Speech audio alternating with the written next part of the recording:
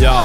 Ma elan aegadel, kus mikrit iga loht saab käppida, nii et öelge mu poolt Shannonile, et ta ei oska räppida. Ja päeva koera rihmast kinni võtan, minda jalutama, väntsutan ja lohistan, kuni mu rammed valutavad.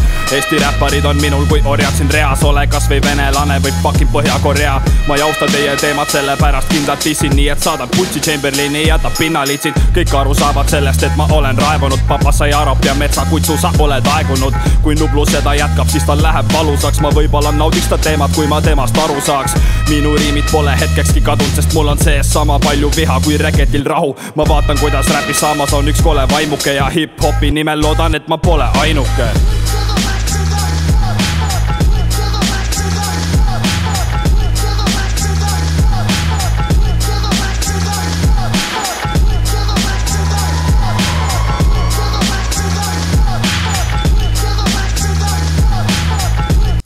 Jaa. Kuulan, kuidas Tartu vennad saavad sükest plära toota, tapa matu, sest on liiga paks, et muest ära joosta. Ükshaavat lavad maha MC-d, ma täna lükkan, Kool D on kadunud ja Crash sopas ära hüppas. Hokimil võtan nätist kinni, kaheks keeran selja ja Huksile ma ütlen, palun ära enam helja. Sest räpist pool on alkohoolikute halvad riimid, ülejäänud pool on täisend koomikutest wannabeesid. Tetria Oculus on kotis, sulen kiirelt pagasi ja peksan seda venda, kuni tiit ei tule tagasi.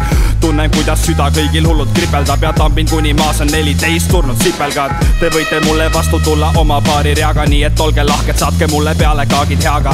Lähme ühest koos, näitan teile valgustin, sest mul on ühes loos rohkem riime kui su albumil.